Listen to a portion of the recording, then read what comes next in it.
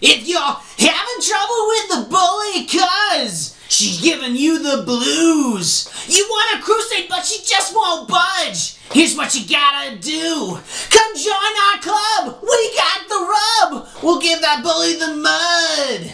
Dirty Deeds, CMC. Dirty Deeds, CMC. That's the theme song for the Cutie Mark Crusaders' new anti-bullying service. Dirty Deeds, CMC. Pick up the phone, they're always home. I'm Joe Stevens, and this is the Equestria Inquirer. Dirty Deeds, CMC. Dirty Deeds, CMC.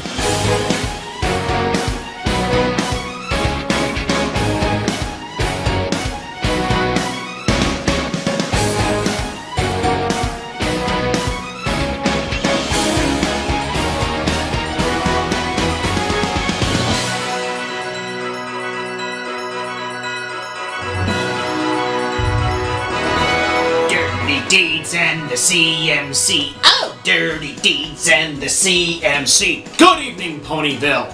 I'm sure you're all scratching your ears in wonder after this week's events. Believe me, I am too.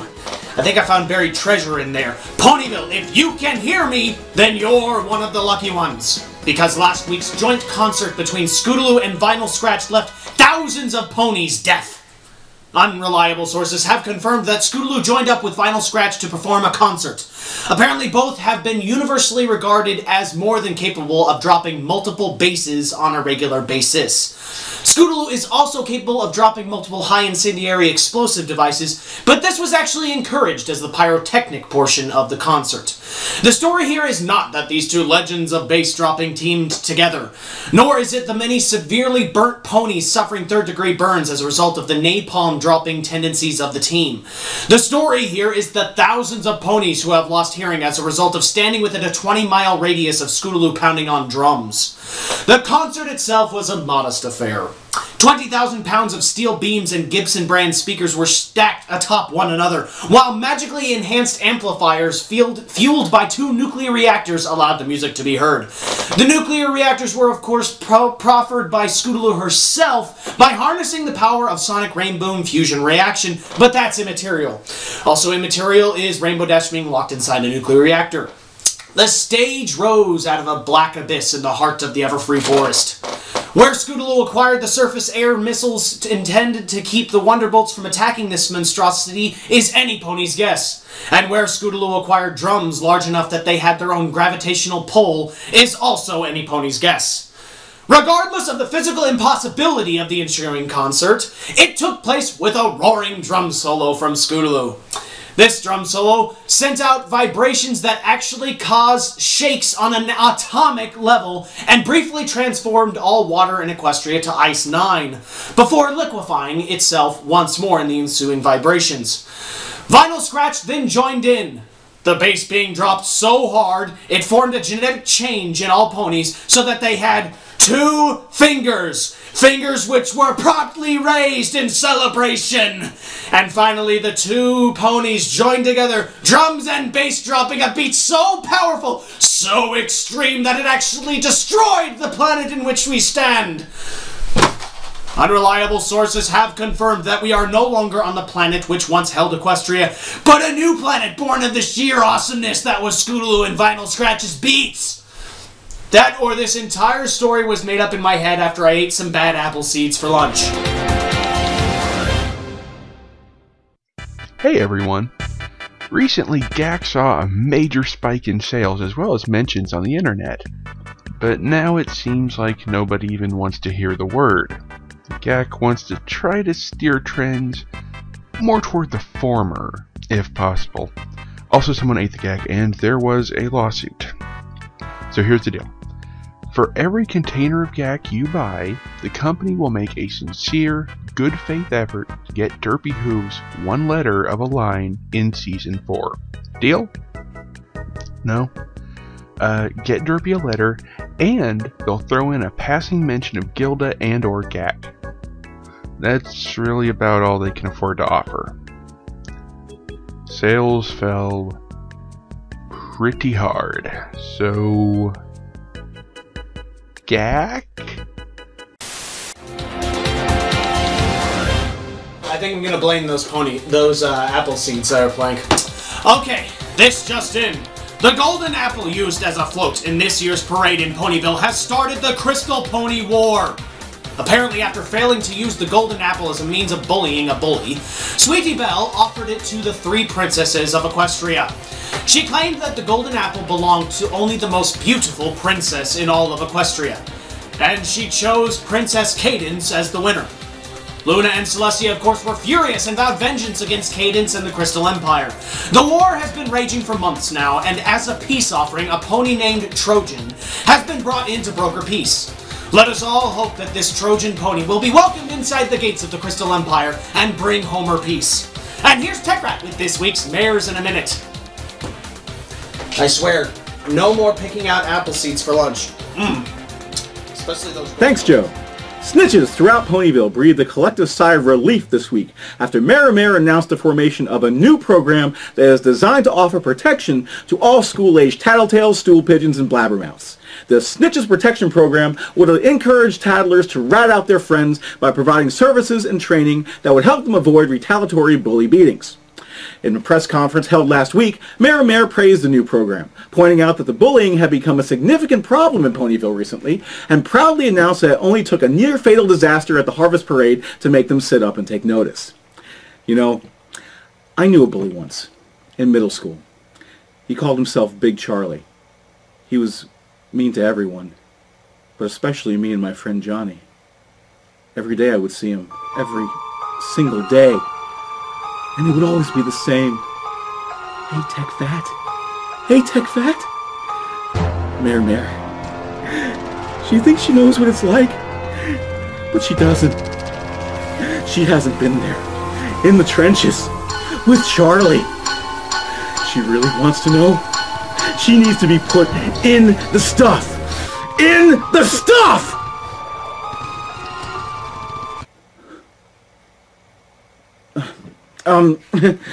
With this new program implemented, the frequency of the swirlies, noogies, and Indian rope burns has already dropped significantly. This is because snitches are being offered the finest in bully avoidance instruction, from learning how to utilize silly disguises to avoid detection, to being taught the best in ninja stealth techniques. Many tattletales are praising the new program, saying that it has, for the first time, given them the means to walk home from school without the fear of being pummeled, beaten, or pushed into the mud. I remember walking home from school one day with my friends. Thought everything was fine, but Charlie was waiting for us. He ambushed us with rocks. I remember ducking for cover as the projectiles flew overhead. Everyone was screaming! Johnny took one right between the eyes! I've never seen so much blood!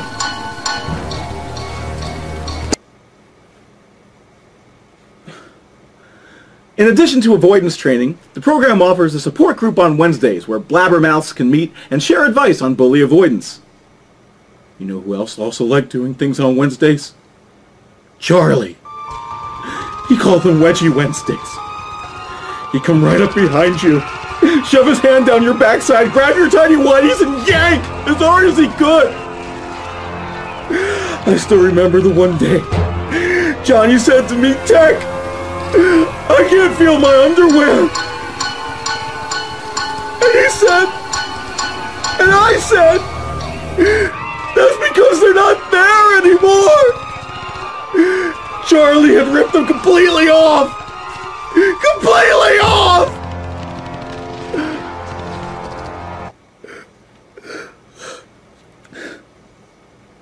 Bullies and cronies, of course, despise the new program and have been organizing protests at Town Hall in an effort to get the mayor to dissolve it. They say that there is an unspoken honor code regarding how bullies and snitches interact, and are complaining that this new program unfairly tips the scales in the victim's favor. They demand that, if the program is not ended, that a similar program for bullies be established. They insist that a bully enrichment program would help give them the skills necessary to fight back against educated snitches. I remember trying to fight back. You always had to try, but it was hopeless. Charlie was everywhere. Walking down the hall, there was Charlie. Going to the bathroom, there was Charlie. You'd think you were safe, but he'd find you. He'd always find you, and the next thing you'd know, you were on the ground. And Charlie would be standing above you, laughing. Always laughing. I saw friends go down like that. Do you have any idea what it's like to see a friend go down? Do you? They're standing next to you one moment, smiling and laughing. And the next moment they're on the ground. It happens like that. Like that. I've seen a lot of nasty stuff in my life. But I tell you right now that nothing can prepare you for that. It's the sort of thing that drives men mad. You don't come back the same after you've witnessed something like that. I know I didn't. And even today, I know that Charlie is still out there. Watching. Waiting. And I know that if I'm not careful, he's gonna get me. Just like he got Johnny. Oh my God, Johnny! Johnny! No, Plank. Techrat got over his orangification spell. No, this isn't Ivan either. Well, of course, I'm not gonna ask the orange if it's Ivan. Thank you, Techrat. This just in: tone deaf ponies have been denied admissions into the Cutie Mark Crusaders. Apparently, the Cutie Mark Crusaders have amended their admissions policy to deny any pony who cannot carry a tune in a Broadway-esque style that can be choreographed in a stylized two-dimensional musical score. That seems oddly specific. But they also denied burning ducks, so I guess they can discriminate against whoever they want. Here's LTT Moose with this week's horseshoes and hand grenades. But that was Ivan? Oh, Ivan, I'm sorry! Oh, why does life have to be so ironic? Qualente, je m'appétit, et son lequel la forme de la non serait là. Sera des pardous et Jean Reno et les comptes des fous. Roller les garçons, et les pockets de doléances, et les bogons. Enough. You already did this bit. It wasn't funny the first time. Get over here. You smell like a crescent roll. You smell like a crescent roll. Es pas un croissant!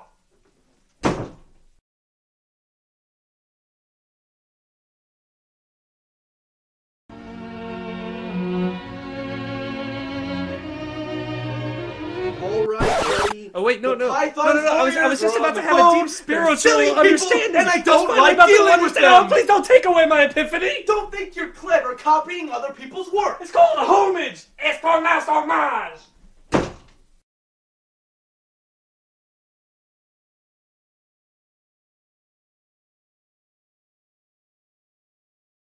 Howdy there, amigos! This week's episode of Horseshoes Hand Grenades brought to you by the Carousel Boutique! Are you sick of that feeling you get when your stomach starts to digest itself due to starvation? Well, now you don't have to suffer through it thanks to Rarity's emergency edible boots! Now in salsa and picante flavors!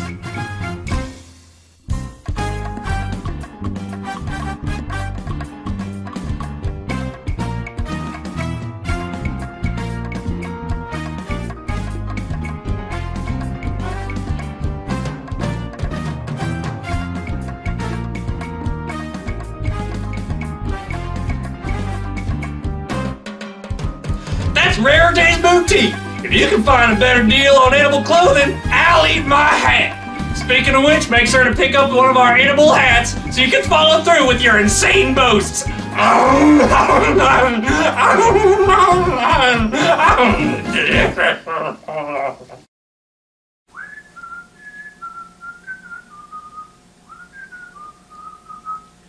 Oh, are they done?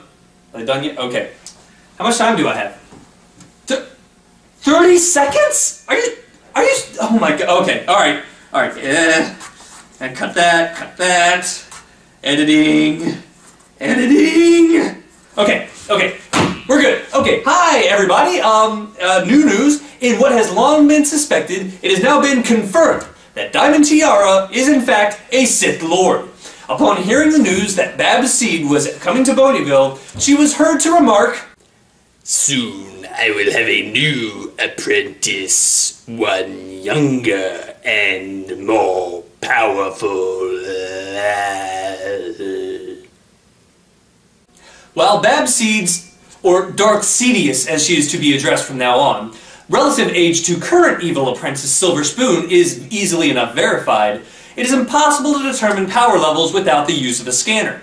But experts have agreed that it must be over an arbitrary number!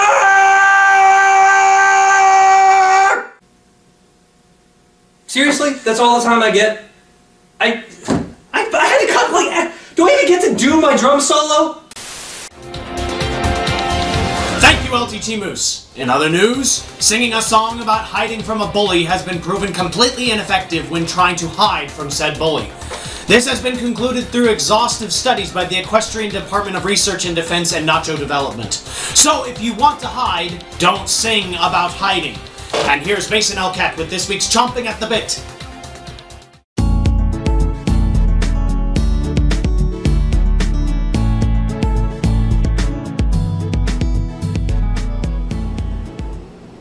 Greetings, I am Mason Elcat, and this is Chomping at the Bits. Our unreliable sources have discovered that the Cutie Mark Crusaders are starting to recruit more members for an elaborate scheme involving fruits and vegetables. They are offering free cookies and t-shirts to the first few hundred new members. Also, they are setting up Cutie Mark Crusaders support groups throughout Equestria in an anti-bullying campaign to stop the bullying of fellow blank flakes. Their goal is to get fellow Crusaders to speak out against the bullies, and to help these young fillies and colts know that they are not alone. During the Harvest Day Parade, the CMCs entered a float called Golden Harvest, a shiny golden apple that stood 2 stories tall. Unfortunately, during the event, the CMCs ended up having to bob for apples as the float lost control and ended up in a lake. Apple Bloom reported that the float was made to combat bullying, more specifically, one bully, her cousin Babs Seed from Manhattan. The CMCs were tired of being harassed and decided to get back at the bully. Their plan had originally involved using explosives to launch the float into orbit while Babs was on board. But unfortunately, in the light of all the CMC's recent antics, they have been banned from possessing anything more than a firecracker. In the light of this, they were forced to make a timer that cut all controls to the float instead, causing the float to run off a cliff. Once the parade had started, they had 1 minute before the controls failed and Babs would end up the main ingredient of a huge fruit salad. The CMCs, however, had a change of heart at the last few seconds, once it was discovered that Babs herself was a victim of bullying. Seeing that Babs was going to be in a huge pickle, the CMCs decided to hijack a lettuce float ran by Pinkie Pie, to try to get ahead of the giant apple before it became applesauce. In other news, several float entries were disqualified for not meeting the requirements set by the Edible Float Commission for this year's parade, that all floats be 100% edible. The makers of the awe-inspiring float called the Marvel of Meat were disqualified on the account that ponies don't actually eat meat, and therefore was not considered edible. Also, it was discovered that the ones who entered the float were none other than Tech Rat and LTT Moose. Only Fluttershy was not sickened by the float because in the recent article of EQI she discovered that meat was actually tasty. Tech Rat is still under investigation by the Equestria Food and Drug Administration for tricking Fluttershy into eating helpless animals. We will keep you posted on any further developments in these stories. Back to you, Joe. Thank you, Mason Elcat. And now, Equestria, I have a major announcement to make. An announcement? Really about an announcement. Because on December 21st, something amazing is going to be happening. The Equestria Inquirer team is joining together with a lot of other people to make a really awesome project, which we will be announcing on December 21st. Keep looking for information. We're really excited bringing this out to you. We can't tell you more, but stay tuned. December 21st, be there. And now I would ask that Scootaloo play the drums for my exit. Play me out, Scootaloo! I'm Joe Stevens, and this has been the Equestria Inquirer. Good night, and good luck.